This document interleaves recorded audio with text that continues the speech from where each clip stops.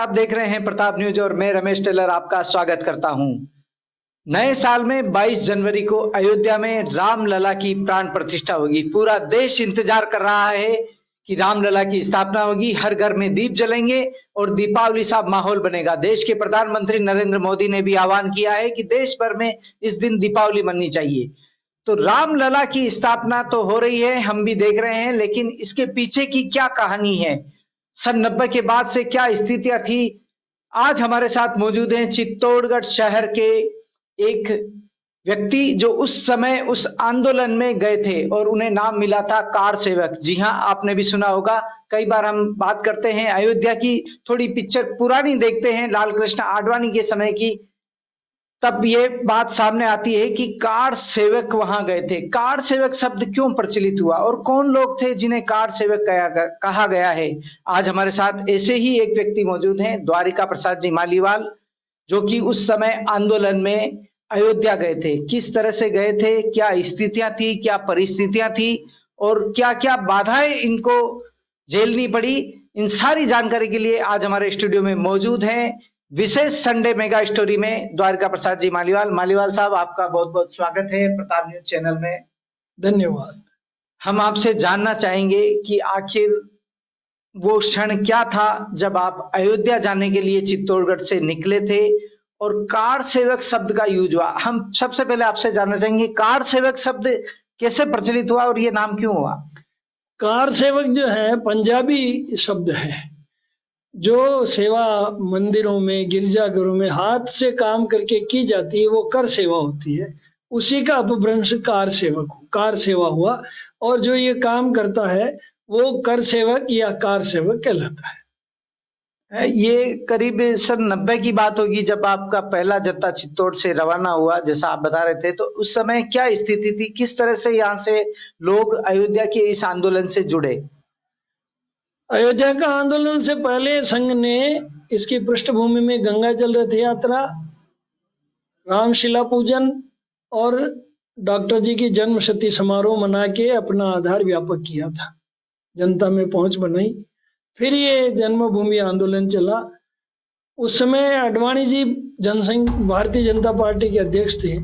उन्होंने इस विषय की गंभीरता को समझ करके पालनपुर में एक प्रस्ताव लिया राम जन्मभूमि आंदोलन को समर्थन देने का। उस समय मेजर जसवंत सिंह जी ने इसका विरोध किया और बैठक छोड़ के चले गए। अटल जी भी इसके पक्ष में बहुत नहीं थे। वो उनका कहना था भाई राजनीतिक दल को ये आंदोलन नहीं करना चाहिए, लेकिन आडवाणी जी की दूरदर्शिता थी। उन्होंने इसको हाथ में लिया और सोमनाथ से राम रथ यात्रा प्रारंभ की। उसी को इतना प्रतिसाद मिला। उस समय अगर विजुअल मीडिया होता तो हिंदुस्तान आंधी में बदल जाता राम जन्मभूमि के।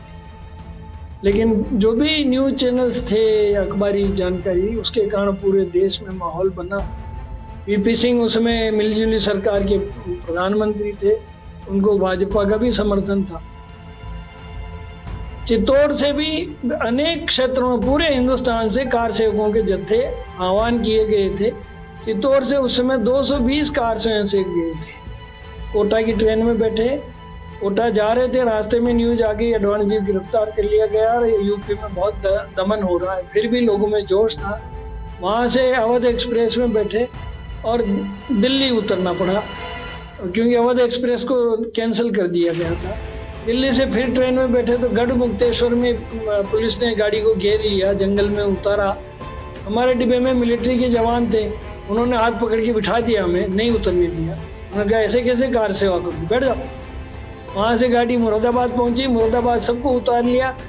पुलिस जीआरपी के थाने के बाहर सबको बिठा दिया। वहाँ एक अफसर आया, उसने कहा जिसको गिरफ्तारी देने उनका नाम लिखना, बाकी लोग सामने लखनऊ की ट्रेन खड़ी उसमें बैठ के चले गए। लखनऊ उतरे, हमारे सब कार्यक्रम बिगड़ गया था। फिर भी एक एक दो के समूह में नहीं निकले, एक एक दो निकले और सड़कों पर घूमने लगे। हनुमान मंदिर दिखा, वहाँ के पुजारी ने कहा अभी यहाँ इकट्ठे मत हो, 9 बजे आना, तो ये आपको जगह बताएगा। वहाँ से हमें आर्य समाज मंदिर ले जाया गया। दूसरे दिन पुलिस वहाँ आ गई तो वहाँ से हम एक कमरे में भागे। वहाँ अलग अलग प्रांतों के 100-150 लोग थे, एक ही कमरे में सबने रात गुजारी।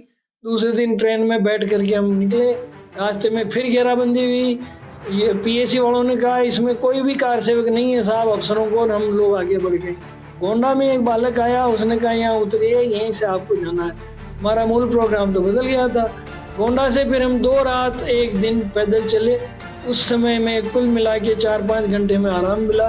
रास्ते में भोजन के पैकेट मिलते, गरीब घरों की महिलाएं खड़ी मिलती, बोलती लल्ला तुम मंदिर बनाने आए हो, ये चना चबेना हमारी तरफ से रख लो, तुम्हारे भूख लगेगी, काम आएगा। आंखों में आंसू होते, गरीब हटेहाल थे।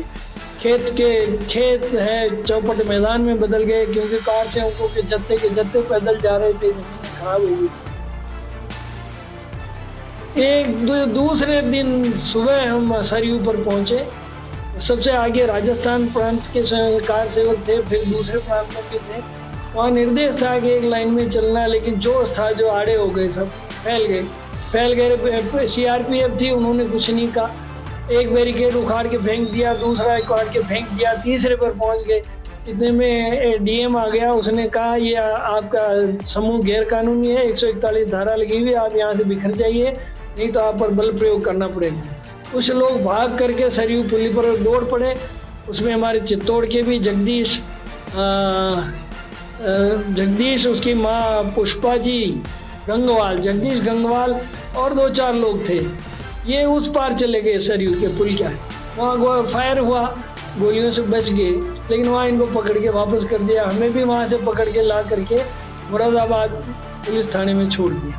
वहाँ भोजन वगैरह कर के फिर कौशल किशोर जी उस समय पूर्व विधायक थे, वो साथ हो लिए और हम दिल्ली आए। दिल्ली से फिर चित्तौड़। उस समय हमारे जत्थे में 220 लोगों में 11 लोगों का एक जत्था बनाया गया, एक लीडर और 10 उनके साथ। अपने अपने जेब के पैसे से हम लोग सब गए। मैं सरकारी कर्मचारी था, शक्ति थी, कोई जाए तो सूचना दीजिए, तो हमने लिख के दिया। मेरा बच्चा हुआ था जो, मैंने कहा भाई मेरे तो बालक है, उसकी बोलमा है, मेरे को पंचक्रोशी परिक्रमा करनी। फिर कलेक्टर से मेरी छुट्टी स्वीकृत हुई, इस हिसाब से मैं गया। जान सब रहे थे कि जा कहाँ रहे, लेकिन मैंने ये आड़ ली। तो क्या गिरफ्तारी भी हुई थी आपकी वहाँ? हाँ, वहाँ सरयू पुलिया पर सबको पकड़ा, नाम वाम कुछ नहीं लिखे, ऐसे ही बसों में ट्रकों में भरा के थाने ये लाइन में छोड़ दिया मुरादाबाद। वहाँ से फिर वहाँ के स्थानीय लोगों ने बहुत सहयोग किया। लेकिन उस समय क्या स्थिति हुई जब पुलिस थी, चारों ओर गोलियां चल रही थी और आप अपने घर से इतने किलोमीटर दूर अयोध्या में रामलला के लिए कुछ करने गए थे? भाई उस समय तो क्या कहें, दरअसल एक जुनून था। भगवान का मंदिर का मामला हमारी अस्मिता का मामला है। राम हमारी अस्मिता है, हम हैं, राम है तो हम हैं। अब जब राम ही नहीं तो हम किस बात के, इसी भाव से सब लोग गए थे। नहीं तो 60 किलोमीटर लगातार चलते ही जाना संभव तो नहीं था। वहाँ जाने के बाद करना क्या था, क्या काम करना था आप लोगों को वहाँ? बस हमें ये नहीं बताया गया, बस कार सेवा में पहुंच जाएंगे तो जो होगा जो करेंगे। हाथ से उठाएंगे, पत्थर लाएंगे, भवन बनाएंगे, है इसको हटाएंगे। तो कितने दिन आप वहाँ रुके और वापस कब लौटे चित्तौड़गढ़? हम लोग वहाँ रुके ही नहीं दरअसल। हमें तो वहाँ सरयू पुल पर गिरफ्तार करके मुरादाबाद छोड़ दिया। मुरादाबाद 1 दिन रुके और दिल्ली आ गए, दिल्ली से फिर चित्तौड़ आ गए। लगातार सफर ही सफर में रहे। तो आज इतने वर्षों बाद भी कितने लोग आपके समय के आज मिलते होंगे, उस आंदोलन की बात होती होगी, कितने लोगों को माना जा सकता है कि कार सेवक आज भी उस पल को प्रसन्नता पूर्वक देख पाएंगे? सबको बहुत आनंद है। हमारा ग्रुप लीडर रमेश जी जड़िया थे, ज्ञान मेहता, मैं, राजेश नियति और 2 बच्चे और भी थे। ऐसे और भी थे, एक बस्सी का था, नाम तो भूल गया मैं उनके, अब 30-35 साल की बात हो गई, लेकिन बस्सी के भी थे हमारे ग्रुप में। ऐसे करके हम 11 लोग थे, अभी भी मिलते हैं। मतलब आनंद है, बस इतनी ही बात है जिसको शब्दों में व्यक्त नहीं किया जा सकता। मंदिर बन रहा है, हमारे जीते जी हम मंदिर की स्थापना देख रहे हैं, ये हमारे लिए आनंद है बस। बाकी बाहर से जो मुझे अब लगता है, बाहर से जो हजारों लोग वहां इकट्ठे किए गए थे, वो एक तरह से कवर फायर था। ये तो तय था कि मुलायम सिंह जी ने उस समय सरयू नदी में से जो नहरें थी सबको बंद कर दिया, सरयू का प्रवाह बहुत जबरदस्त कर दिया, कोई नदी पार न कर सके, मछुआरों की नावें डुबो दी, कोई जा न सके। तो ये तो सब जानते थे अंदर बैठे लोग कि भाई ये आ तो नहीं सकेंगे, लेकिन एक तरह से कवर फायर दिया जाता है। तो अंदर वाले जो 15-16 हजार लोग कार सेवक वहाँ मणिराम छावनी में थे पहले से ही, इस सब चालू हुआ उससे पहले से ही वो वहाँ थे।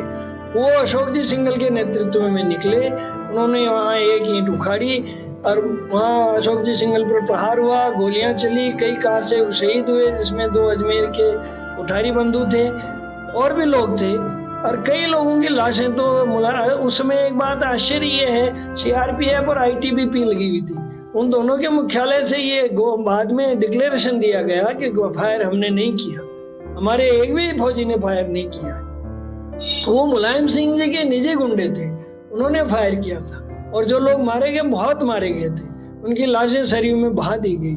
लेकिन एक जिद थी कि आप हमें रोक कैसे सकते हैं, हमारे प्रभु के निर्माण में, हमारे प्रभु के जन्म स्थान के निर्माण को आप कैसे बाधित कर सकते थे। उनकी जिद थी कि हम नहीं करने देंगे, हमारी जिद थी कि हम तो करेंगे। इसी पेशो पेश में जब वहाँ एक सन्यासी ने सीआरपीएफ की बस उठाई और जोर से सारे बैरिकेड को तोड़ दिए, पीछे हजारों कार सेवकों का हजूम पहुंचा। उस कार सेवकों ने बाबरी ढांचा जो था उसमें से 1-2 ईंटें उखाड़ी और हमारी कार सेवा प्रतीकात्मक रूप से हो गई, और बाकी काम पुलिस ने वहां नहीं करने दिया, सबको गिरफ्तार किया, गोलियां चली, लोग मारे गए, अशोक जी सिंघल का सर फट गया, सब हुआ।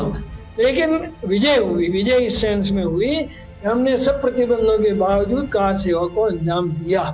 आज हमें लगता है कि वो रक्त जो है बहा वो व्यर्थ नहीं गया। हिंदुओं के आराध्य प्रभु श्री राम का भव्य मंदिर अब निर्माण हो रहा है। इससे ज्यादा हमें किसी कार सेवक को कुछ चाहिए ही नहीं, किसी की कोई इच्छा ही नहीं, एक इच्छा बस, इस शरीर में ये प्राण रहते उस भव्य मंदिर की, प्रभु राम लला के दर्शन। चूंकि लंबे समय तक ये मामला न्यायालय में चला और एक अच्छा फैसला भी न्यायालय द्वारा आया, और अब 2024 में 22 जनवरी को रामलला की प्राण प्रतिष्ठा हो रही है, पूरा देश दीपावली मनाएगा। कैसा महसूस कर रहे हैं आप? अरे क्या कहें, शब्द नहीं है, शब्द नहीं है। इतना आनंद है कि जीवित रहते हम उस स्थान के दर्शन कर लेंगे, बस हो गया हमारा काम, सफल हो गई जीवन। तो ये थे हमारे साथ अयोध्या राम मंदिर मामले के कार सेवक द्वारिका प्रसाद जी मालीवाल, जो कि हमारे स्टूडियो में पहुंचे। आपका बहुत बहुत धन्यवाद, आपने अपने समय की उन पलों को हमारे दर्शकों के साथ साझा किया है। बहुत बहुत धन्यवाद मालीवाल। धन्यवाद भैया, धन्यवाद। आपने विषय जनता में पहुंचाया, शुरुआती विषय, अब तो बहुत कुछ जानकारी है। धन्यवाद।